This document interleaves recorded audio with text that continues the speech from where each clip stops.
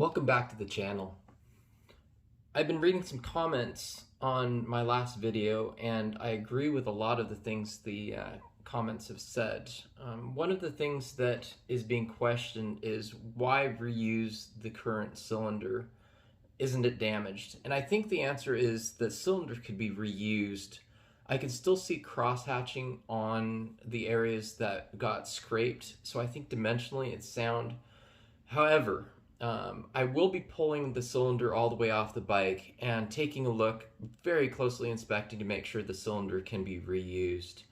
The other thing that was asked is the ring gap. And I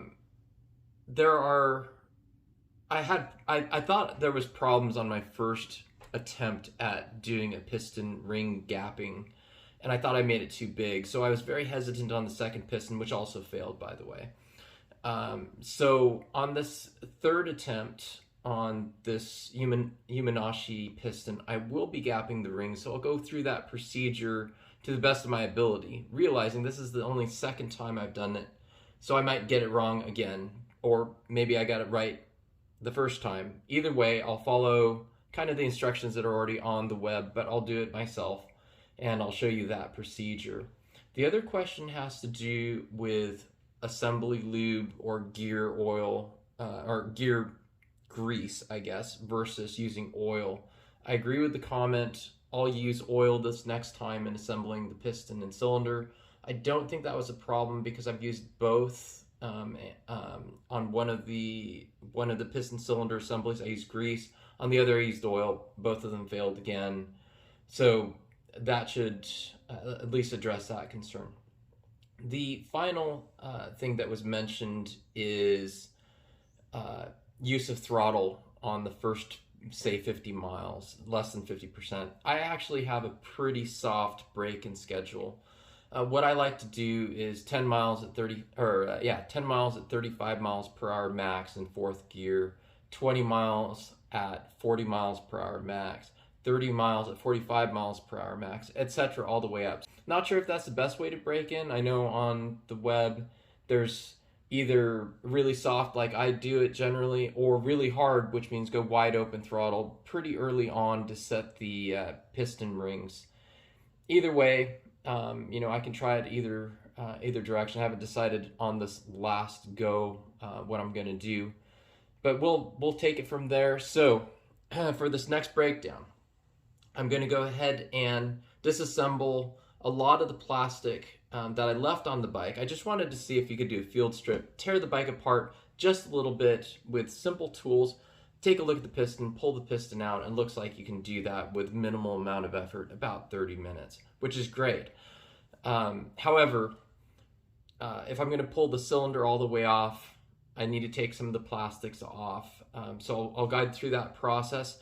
And in addition, I'm going to go ahead and add something that was recommended on the forums, and that is an air-fuel ratio meter that connects to the O2 sensor. Now, the recommendation is a wideband that gives you actual values of your air-to-fuel ratio. I'm not going to do that. I'm going to use a narrow band gauge, and it's more like a dummy light. It'll tell you, are you at stoichiometric or are you at 14.7 to 1 air to fuel ratio, which of course is lean for wide open throttle. And then it'll tell you, okay, if it's not that, it's either going to be rich or it's going to be lean. And so for me, it's going to be a dummy light. I'm going to get into it. I'll be going wide open throttle. I just want to make sure I'm nowhere near stoichiometric or on the lean side, that it's always reading rich. And that's basically how I'm going to go about this. It's not for very close tuning. That you'll need a wideband sensor gauge and O2 sensor to do.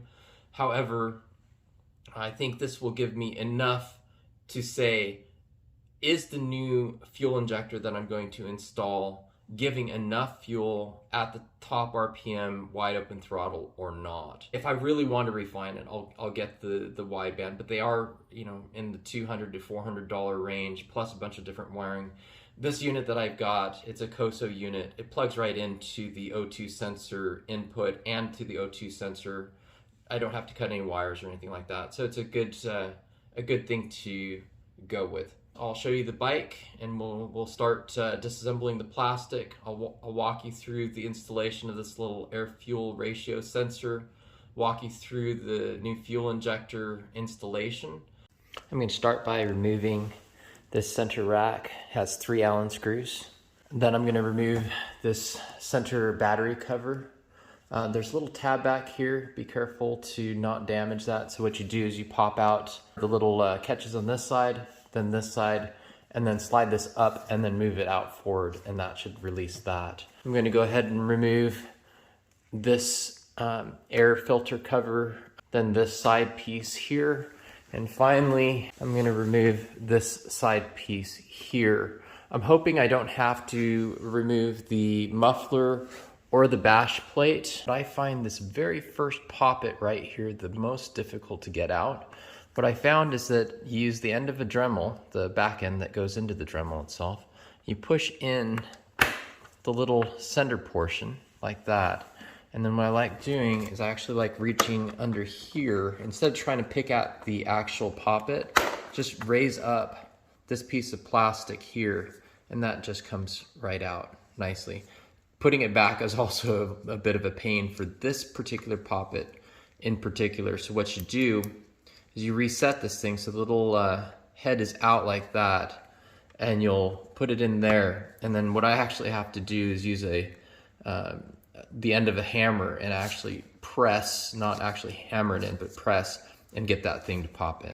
To get this side panel off, I am going to have to take the muffler off an exhaust pipe, which means I am going to have to remove the bash plates. Basically, I'm going to do what I should have probably done since the beginning and just take everything off like I always do. Sometimes you try to save a couple of 100 feet, but it costs you a mile. I'm about 5 minutes into this job. It'll take me an extra maybe 5 minutes to get those things off of there, and then we'll be able to start putting in the air-fuel ratio meter. And all that stuff is off.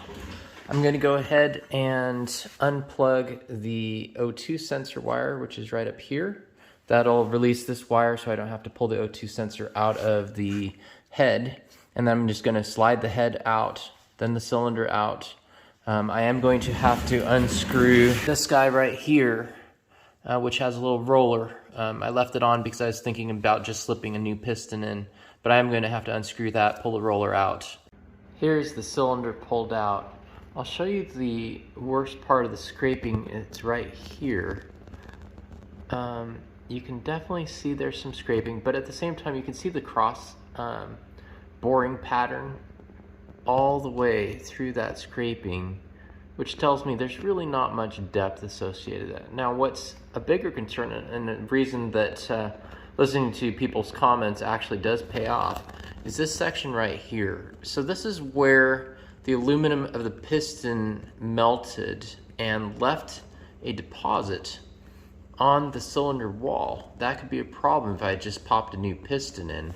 It actually, there's a chunk right there that's melted onto that cylinder wall.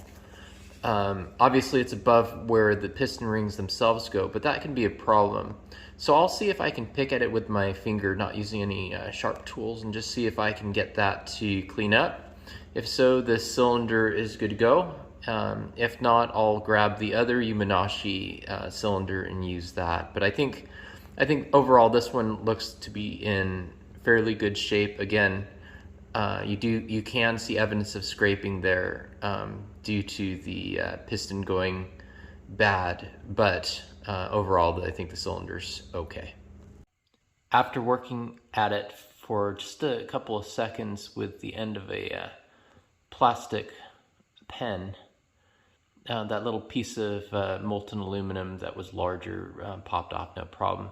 There's still just this faintest amount of aluminum. You can't feel it by hand right there at the top. Again, the piston rings shouldn't make contact with it, and it's so thin, probably 1/10,000th of an inch of aluminum coating where it kind of vaporized against the cylinder wall. I don't really want to, I could take it off with some sandpaper, but I definitely don't want to do that and damage the cylinder any more than it has. So I'm going to throw this in. There's a bit of a risk and a chance, but It'd cost me $100 for a new cylinder, or I can just throw the piston in here and see what happens. Since I don't think it was a cylinder and piston problem, I think it was a fueling problem. We'll see if that solves this problem. And you know, if this piston does fail, again, 30 minutes to get the piston out, we can take a look at it and see if it failed in a different way, because I'm using a used cylinder that had a piston fail in it, or it might be just fine. Here's the little mini 3 air fuel ratio meter that I'm throwing onto the bike. It's a Koso BA003214, specifically meant for a Grom. I'm hoping that the O2 sensor connection is the same, so we'll throw this on and see how it goes. Here's what comes in the kit. You've got the little adapter plug. This will plug into the O2 sensor and into the wiring harness of the bike. This end here plugs into this extension cord, and that connects into the actual gauge itself. Looks pretty easy. They do have a couple of splicing connectors here for the positive and negative. They suggest connecting into a switch circuit, so when you turn the key on, your air fuel ratio meter will turn on. I believe you would have to get in behind the headlight in order to do that. Since I have a 12-volt accessory outlet on my bike that I installed right here, I do have a video on that installation. I'm just going to go ahead and wire the positive and negative into a little cigarette lighter connector, and then plug it into this 12-volt. So I'll just use it when I need it and disconnect it when not used. So my plug-and-play solution for this AFR meter is not going to work. Let me show you why. These connectors, which is supposed to connect into the O2 sensor and back into the wiring harness, are single pin. And on my O2 sensor, yeah, it's a double pin. So not sure exactly why that is. It looks like from the Grom to the Honda Trail, they switched from a 1-pin type O2 sensor to a 2-pin. I'll have to check on the boards and see exactly what's going on there. I was expecting this to work, but apparently it's not. So instead of having a kind of idiot light telling me lean or rich, I may just have to shoot this one blind. Obviously, things are not going exactly according to plan. I am taking on a little bit more risk than I was hoping for as far as running the bike without an air-fuel ratio meter of any kind. I really wanted to have that, but at the same time, I'm not willing to cut up the electronics and wires in the bike yet. If I'm going to do this, I'll do it for real, get a wideband O2 and get into the harness that way at a later date. Those are $200 to $400 like I spoke about earlier. So, you know, what I'm risking here, it's a $40 piston. I can burn that up and possibly a walk home if things go south. I do have a Takagawa Ficon E type fuel controller, and what I'll do is it has preset maps that, you know, are close, but what I'll do is I'll set it for 181cc motor with the same setup that I have, and my hope is that'll increase the fueling enough so that I'm well outside of the lean category.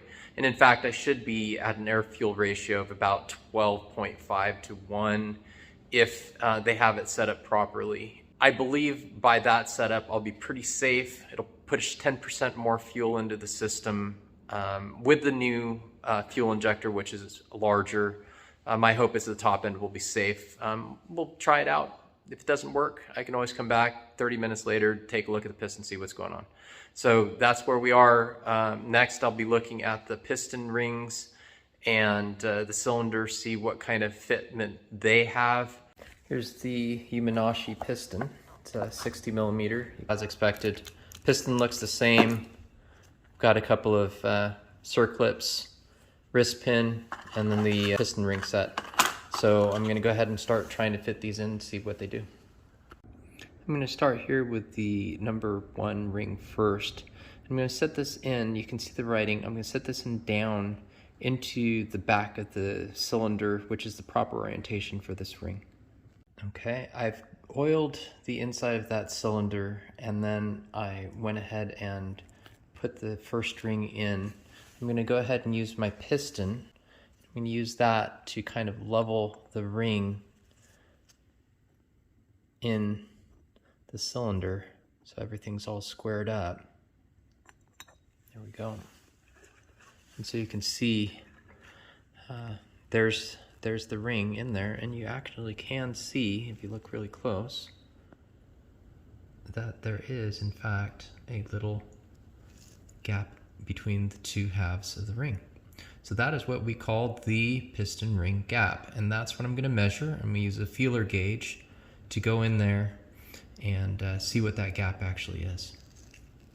If you're not familiar with what a feeler gauge is, basically they're little strips of metal with a given thickness. The top number in my case is actually in thousandths of an inch, and the bottom number is in millimeters. And judging by the calculations that are on the net, I need about 4.5 thousandths per inch of diameter of bore. My bore is about 2.4 inches, and so I need between 10 and 11 thousandths of gap. So what I'll do is I'll shove these little thin slices of metal in the gap very carefully and just see where it ends up. Super pleased with the gap that I was able to measure. It measures just about 1/1000th of an inch too small. I think that's close enough for me to not worry about it. The 4.5 thousandths per inch guideline is based on high performance applications. Not really sure if the Honda Trail 125 applies there. So we're going to keep it the same. I'm going to measure it a couple of different locations up and down the cylinder, and then I'm going to throw the number 2 ring in and do the same thing, except this time instead of 4.5 thousandths per inch of bore diameter, it'll be closer to 5 to 5.5 thousandths. All things look good with the piston ring gaps. If I needed to grind it, I do have a little grinding wheel and a fixed ring, but again, it's not very high quality set. It's probably between $20 and $30 off of Amazon. Do look on other people's YouTubes. They do show you how to set the ring gap. I'm certainly not an expert. Refer back to my first video in this series as far as putting the piston rings in and reassembling the engine. To replace the fuel injector with larger fuel injector, step 1 is to remove the 2 bolts that are holding the fuel injector assembly onto the intake manifold, and then you push the rubber up and then disconnect the electrical connector, and that gives you free access to the fuel injector, the holder, and the fuel lines. Then you just pull the fuel injector straight down and it releases. So we'll go ahead and pop a new one in. Here's the new injector installed. Everything looks pretty good. Connected up the wire right here, and then now I'm just going to go ahead and work this rubber thing back over it to protect it all from getting too much water or mud in it. Okay, everything that needs to be put together is put together. The exhaust pipe's back on, cylinder's head is bolted down to proper torque, oil's been filled. We're going to go ahead and start it up, see how she sounds. First start, cold.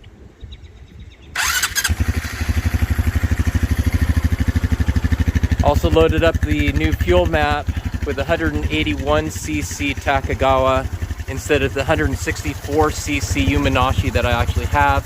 Everything else is a Takagawa setup except for the cylinder and piston.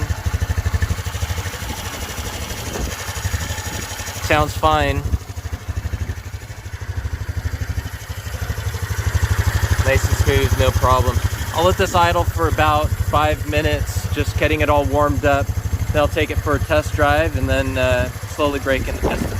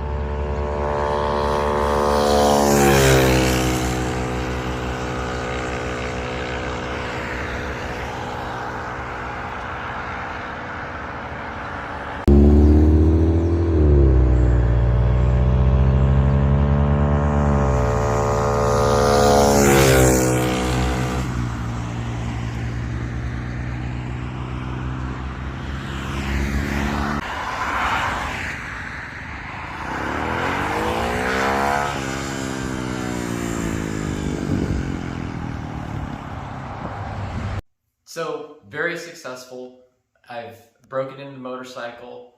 I've run it up to speed. I've run it on the highway. It can do about 63 miles an hour constant, upwards of 69 miles per hour. So everything's good there.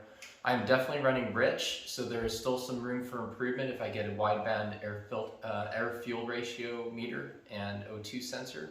Nevertheless, I think that we pretty much have determined that with the other builds, the fuel injector was too small, and as I went up to higher RPMs, ran out of fuel, burned up the piston. With the bigger fuel injector now installed, with the correct program in place, I can now run it full speed, wide open throttle, no problems whatsoever. We're going to, in the next couple of videos, probably be putting some tires on the Honda, a little bit more aggressive than the current tread that comes stock, so we can do a little off-road riding. And appreciate you joining us, and please subscribe and click the like button, and we'll see you next time. Thank you very much. So I'm going to grab it at the very edge right here. Then right where that little gap is, what I'm going to do is I'm going to try and twist this into that gap.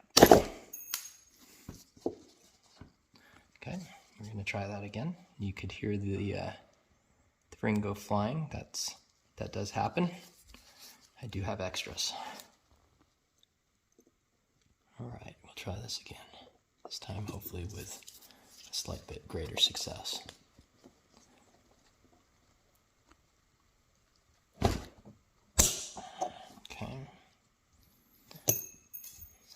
Go ahead and pause it, please.